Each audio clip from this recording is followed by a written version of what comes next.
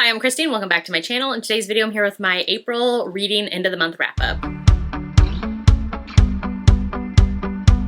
So for the whole month of April, I ended up reading 26 books, which is my slowest reading month ever. Like in the 4 to 5 years that I've been tracking my reading every month, this is the slowest month ever for me. But I had so many amazing reads that I'm not mad about it at all. I know that I said that March was like my worst reading month ever. I was in such a book slump. I didn't have any 5-star romances for March. I think I had one 5-star read at all in March. So like that April, I had all these 5-star reads. I wasn't even mad about the fact that it was my least amount of reading that I've done. April, I was also gone for a week, or I guess like 5 days. I was at the Readers Take Denver book signing, which I have a whole like vlog up for that, where I got to be an assistant for Catherine Cowles there at the book signing, which was so much fun. That was fun just for that fact alone and being able to see friends. That made that trip worthwhile. So besides my 2 travel days to get to that book signing and get back home, I didn't do any reading while there, which I feel like always happens when I'm at book signings. I don't do any reading because you're busy and hanging out with people and you're sleeping on any of the free time that you do get, which isn't much. And then even once I got back from that trip, I was just like hanging out with family, catching up on all that quality time, as well as just like doing things around the house. Also, like the new Taylor Swift album dropped while we were there at the signing, which was a super fun experience just to listen to it as it dropped with a bunch of other like readers and authors who love her albums as well. So that was super fun.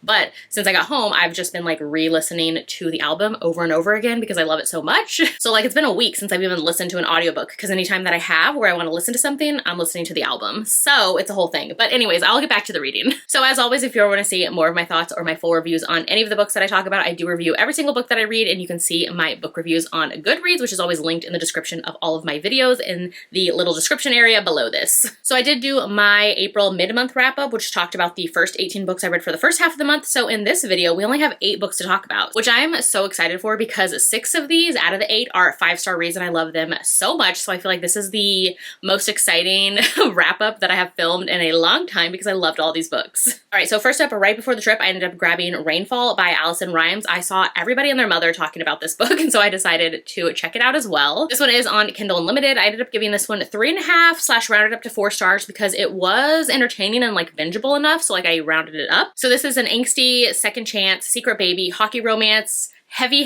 on the messiness and the angst of it all. There's cheating and there's toxic characters. It's a whole dramatic fest. So basically in this one, the heroine is the daughter of a former hockey player turned coach. And so she's always grown up around hockey. She loves the sport, all of those things. She ends up meeting the hero when they're both like 10 years old, and he's actually at one of her dad's hockey camps. They're the same age, her and the hero, and he's there for kind of like a youth junior camp type of thing. And so she sees him, and so she starts giving him tips on how to improve his game, improve his skills. And so they kind of meet over many years of their teenage years, and she's always just kind of telling him tips and tricks and like ways to improve. And so they have that kind of like foundation. And then it is, of course, when they become teenagers and the hero starts playing for one of her father's like junior teams, is when they first get together when they're like 16 or something. So you get to see all of those kind of like angsty teen years, them falling in love. He eventually ends up getting drafted for a major team, and so he ends up going across the country. He has to move. So they have like a long distance relationship, which totally falls apart, and you see all of that play out. And then of course we have a time jump and we cut 2 years later when they end up meeting again because he ends up signing on and playing for her dad's hockey team. And so they're in one another's lives again. Like I said, it's secret baby. You know that when you pick up the book, it's in the synopsis. So yeah, it's super messy, very angsty. Like I said, there's cheating. You know all of this going in. There's other women drama. It will drive you bonkers, but like the book is so addictive too. So that's why I gave it 3.5/ 4 stars. So addicting, it's so bingeable. It's a messy time. If you're down for that though, enjoy the ride for this one. All right, next up I had an ALC of Burnout by Rebecca Jinshak, and I love this one so much. I gave it 5 stars. This book is the epitome of bad boy, good girl pairing that whole opposites attract. The hero in here is a motocross racer and the heroine is an Olympic medalist gymnast. So the hero in this one, he just had like an amazing first year of pro motocross, but his kind of reputation and things that he says and does kind of get him in trouble, and so he ends up getting cut from a team and nobody wants to pick him up. So he's pretty desperate to learn new skills and kind of just like rehab his image, so to speak, and get better. So he ends up actually going to the heroine because somebody tells him like, hey, this gymnast actually helped me with some of the skills I needed to ride the bike. So he goes to her and kind of asks her to help train him. This one was just so much fun. I loved how much sports action was in here, both for him and for the heroine as well. She's also kind of dealing with things and trying to prove herself as well. Like I said, she won like 2, I think, Olympic medals. And so now she actually had an injury in the previous season. And so she's trying to like prove to everybody, to to herself that she is still good at what she does. And so they're both kind of trying to like rehab their sports images, so to speak. The hero definitely comes off kind of grumpy and judgy about the heroine at first. Like she loves pink. And so he's the opposite. Like he's wearing black all the time. And so he kind of calls her out and is always calling her a princess and just all of these things. And so it was super fun seeing their banter together right from the start. The banter hooked me and I just love these two together. They eventually give in. And like I said, that whole like bad boy, good girl vibe together, I loved it and ate it up so much. If you've read some of the author's other books, this one does have some crossover moments with her Value You series, especially Tempting the Player. The hero and the heroine from that one make appearances here because the heroes are brothers. This one's just so good. I've read most of Rebecca Jinshak's books and this one is definitely my favorite. I'm so excited for this whole new series. Cannot recommend it enough, especially on audiobook. If you love audios, highly recommend. Her audios are so good and this one is no different. 5 stars for Burnout. Next up, I had an arc of Where We Promise by Ashley Munoz. This is the 3rd book in her Stone Riders MC series and this book is my newest obsession. I love it so much. Gave it 5 stars. This one is small town. It is MC, which means motorcycle club. There's a marriage of convenience between the hero and the heroine. This has touch her and die energy as well as the heroine being pregnant with somebody else's baby. This book was just everything. I ate it up and loved it so much. I actually read this on my trip down to Denver.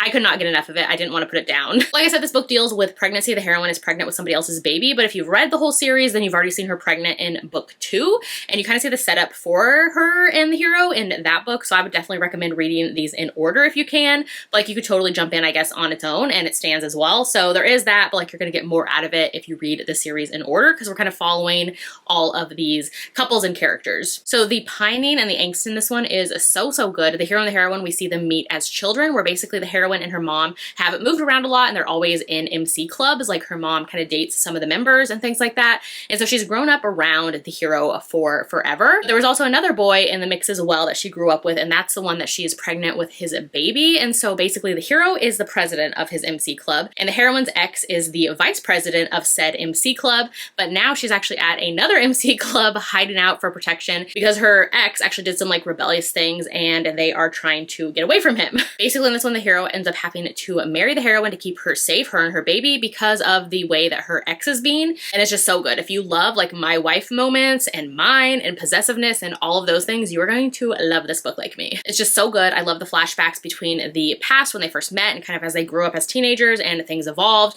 kind of their missed moments in the past where the hero would always like take a step back and you could see they were both into one another, but he's the kind of guy who would like step back, let her go do something else, try to get her away from his lifestyle. It's just, so good. This whole series I love so much and highly recommend. The books keep getting better. Like I've given them all 5 stars, but like this one is top tier 5 stars, if that makes sense. So yeah, love this one.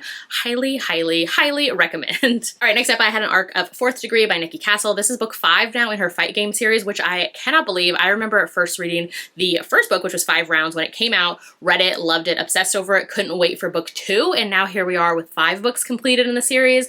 Just so exciting. I gave this one 5 stars. So this whole series is a sports romance series that is set in the MMA world. It's forbidden, age gap, coach athlete. It is just so good. It has found family, teach me moments. There is like a lot of caretaking. I was just obsessed with this book so much. So this one, like I said, it does have an age gap. The heroine's actually 19. The hero is 36. The heroine has had a lot on her plate, a lot of things she's juggling. She is in college. She's also taking care of her teenage brother. She's taking care of her mother as well, who has early onset Parkinson's. So she has a lot on her shoulders and she decides to do something for herself for once. And so she starts taking up these MMA classes because she's always loved watching the fights. She knows a ton. She's like researched a ton and she just wants to like have something for herself. So she actually ends up going to the gym that's featured throughout the series. So the hero in that one is not only the owner of the gym, he's also the head coach. And so he sees her at the gym kind of on her first day there training and he sees like potential in her, as well as he really likes how she knows a lot about fights and moves. And she brings up like old fights of his and they watch like old footage together and watch fights. And so they really have this like connection, but they kind of try to keep their distance because of everything going on in their lives. Like I said, with everything that she has going on, she's like, a relationship is the last thing I need.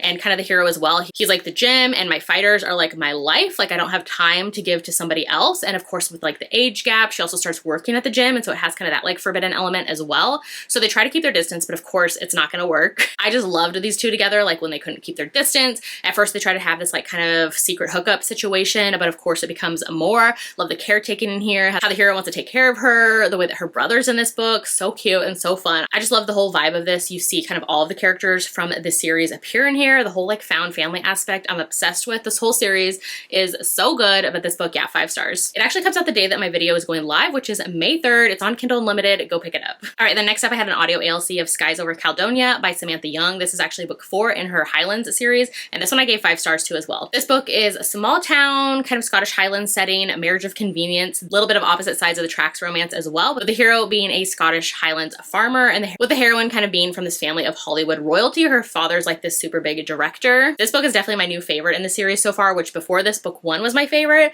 Now this one is. This one was so much fun. Basically here the heroine finds out if she leaves Scotland and goes back to America, she's not going to be allowed back in the country without like a work visa or something, and so she ends up being the one who goes to the hero and is like, hey, do you want to enter into this marriage of convenience with me, because I need a way back into Scotland as well as I can help you out. I have the money, your farm needs the money, like let's kind of work this out. They do know one another as well, because the heroine in this one, she's the sister of the heroine of book 1, and the hero in this one, he is the cousin of the heroine of book 3, and so they're kind of all in this like same like family friend group situation. This book as well takes place like I want to say 5 or 6 years after the first book, so it was so much fun seeing all of those characters and couples and their children and kind of everything that they've been up to kind of feature in this book as well. The heroine in this one is an artist. Like I said, the hero was just everything. He definitely made this book for me. His like F it moments and just going for it with her, so good. The my wife moments, the possessiveness. I loved how he kind of teaches her about farming and shares like some of his family stories with her. Like I said, I was obsessed with this one. I loved it so much. Gave it 5 stars. It actually comes out on May 9th, and I highly recommend you pick it up, especially on audio, because the audiobook was just so good. All right, next up I read Unsteady by Peyton Corinne. I gave this one 5 stars as well. This is one of my newer favorite hockey romances, and I'm kicking myself for not picking it up sooner, because so many people told me to read it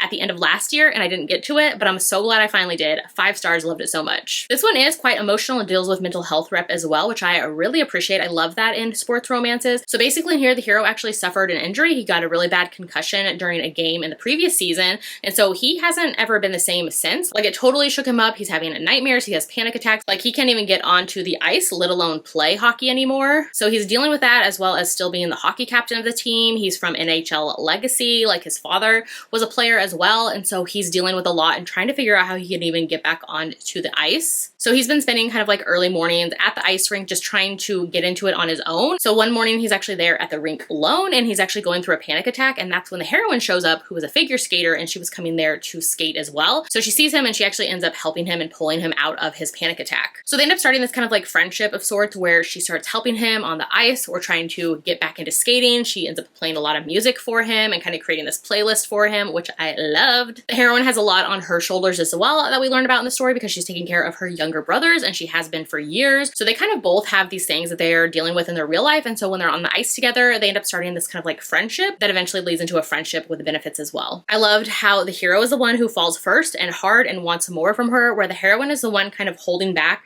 from him, because she's like, I have so many other responsibilities on my shoulders right now. Like a relationship with this guy is kind of the last thing I need. So she definitely tries to set the boundaries with him, with their like whole friends with benefits situation. But of course, you know, those boundaries crumble. But I loved seeing these two fall for one another, the way that they lean on each other and take care of each other. Just so good. I just loved all these characters so much. The heroine with her brothers, the hero, his parents, I love them too. Like I was just obsessed with the characters in this one.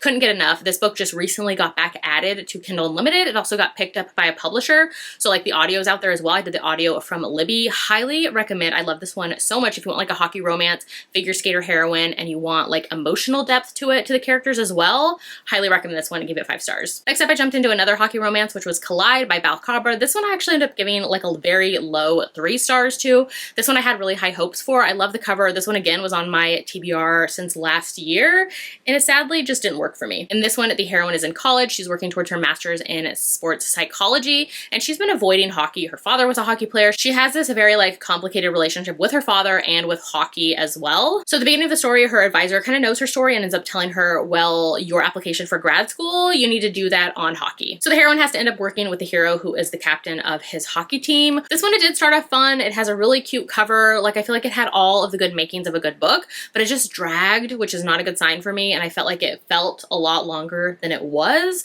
I felt like the hero, he does fall hard, but I like had no idea why. I didn't understand their connection or their chemistry. It just fell flat, and like, I don't know, it was just okay. So like I gave it 3 stars, but it's honestly like a very low 3 stars.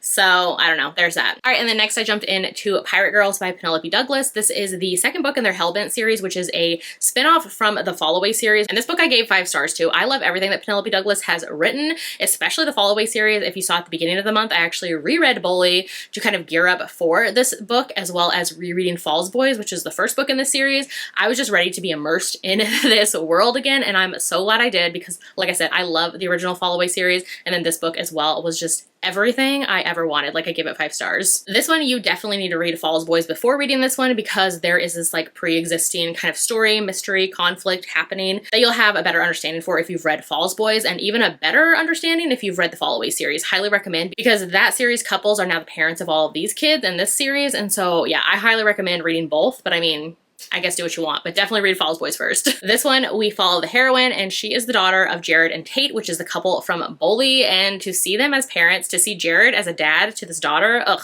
loved it so much and ate it up. Love that the heroine here, she wants to be a motorbike racer, and her father doesn't want her to. She wants him to train her, and he's like, no. So they have kind of that going on as well. There's also this like big school rivalry, and the heroine is pulled between these two kind of pseudo cousins, like their fathers were stepbrothers as teens, and so they're kind of raised as cousins, even though there's no blood relation. Like, it's not weird at all, I swear. But so she's kind of pulled between these two twins who are her best friends and she grew up with, and now they go to rival schools, and so the heroine actually ends up getting like taken prisoner while they have this like rivalry week where basically they both like trade a student from schools for like a week, and so they go to each other's like opposing schools and kind of spend time there. And so she's there now around the hero, which they have this like childhood friends to lovers, which is my favorite thing of all time.